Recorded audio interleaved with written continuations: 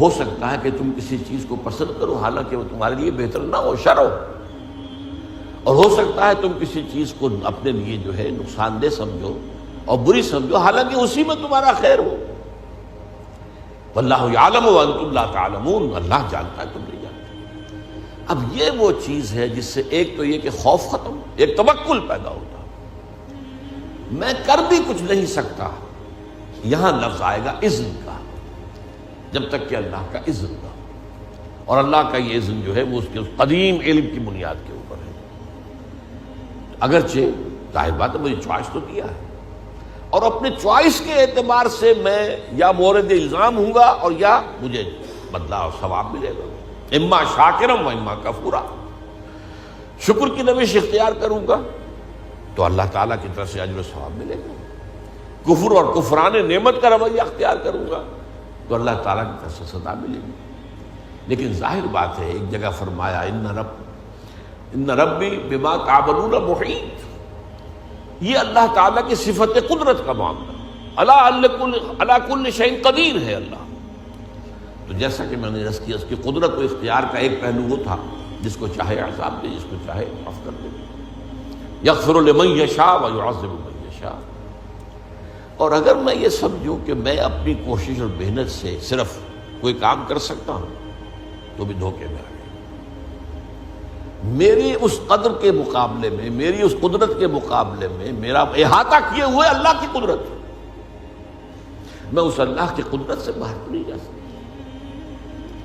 اس پہلو سے یہ بات بھی جان لو کہ کسی شے پر توکل مت کرو، وما تشاءون الا ان یشاء اللہ، صرف تمہارے چاہنے سے کچھ نہیں ہوگا جب تک کہ اللہ نہ چاہے۔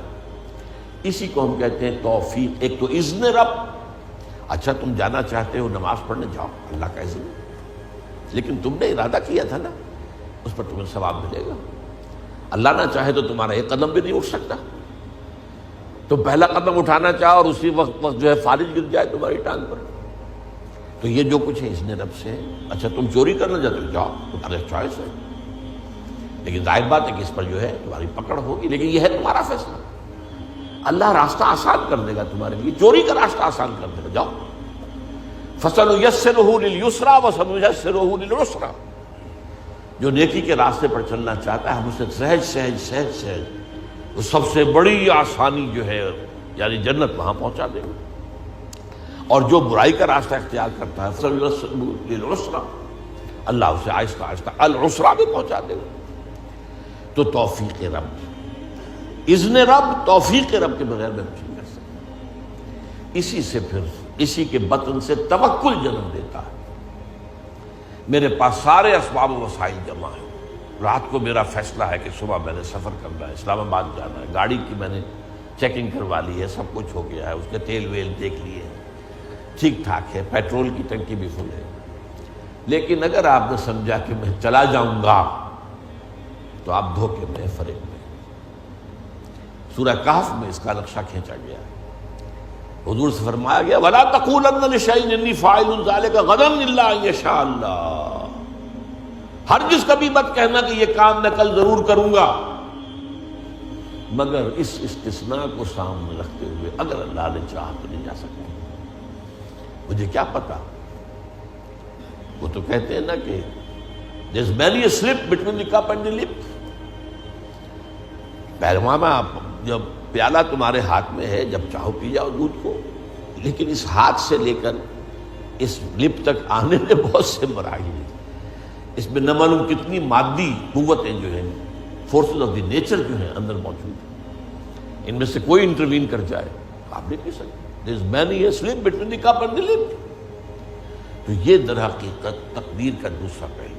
اس کا یہ مطلب نہیں محنت نہ کرو، کوشش کرو، جد و جہد کرو، امکانی حد تک، اگر وہ نہیں کرتے ہو تو تم پکڑے جاؤ گے، لیکن یہ نہ سمجھو کہ تم اللہ تعالیٰ کی قدرت سے آزاد ہو جاؤ گے اور باہر نکل جاؤ گے اور جو چاہو گے کر دو گے۔ وَمَا تَشَاءُونَ إِلَّا أَن يَشَاءَ اللَّهُ إِنَّ رَبَّكَ، اللہ تعالیٰ وہ ہے إِنَّ رَبِّي بِمَا تَعْمَلُونَ مُحِيطٌ، احاطہ کیے ہوئے اللہ، بما یعملون محیط دو دفعہ قرآن میں، اور ایک مرتبہ تعملون محیط، احاطہ ہے تمہاری اس قدرت سے باہر۔ جیسا کہ میں نے کہا اللہ تعالیٰ کی قدرت کے وہ چھائی ہوئی. ان اللہ علی کل شیء قدیر، وہ ہر شے کو محیط ہے، گھیرے میں لیے ہوئے.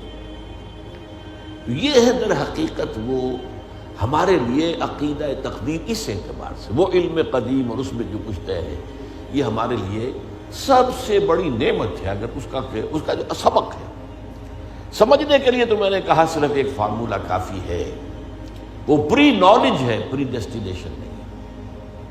البتہ یہ کہ اس کے اندر انسان کی جو چوائس ہے شاکلہ کے اندر شاکلہ کی حد تک پری ڈیسٹینیشن ہے، لیکن اس شاکلہ کے اندر ایک فری چوائس ہے، اما شاکرا و اما کفورا. آپ جو راستہ بھی اختیار کرنا چاہیں اللہ نے اس کی آپ کو، تبھی یہ سارا معاملہ ہے. تبھی آپ معلوم ہے قرآن مجید کا فلسفہ زندگی کیا ہے، خلق الموت والحیات لیبلوکم ایکم احسن عملا. یہ ابتلا کا دور ہے، یہ دنیا کی زندگی امتحان کا دور ہے. قلزم ہستی سے تو گمراہ ہے مانند حباب، اس زیاں خانے میں تیرا امتحان ہے زندگی. اور یہ کہ ظاہر بات ہے اللہ نیکوکاروں کو جزا دے گا، اجر و ثواب ہوگا.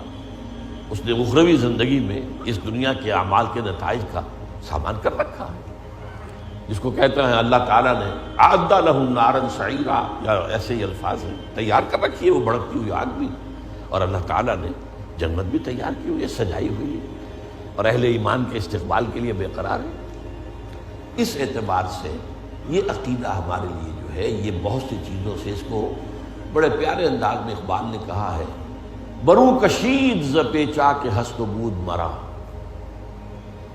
کہ اقدہا کے مقام رضا کشود مرا. یہ اللہ کی رضا پر راضی رہنا، اس نے مجھے کیسی کیسی الجھنوں سے نجات دے دی. وہ پیچ و تاب، وہ فرسٹریشن، وہ اندر ہی اندر کا غصہ، وہ اندر ہی اندر صدمہ، وہ مایوسی، وہ بددلی، نجات مل گئی.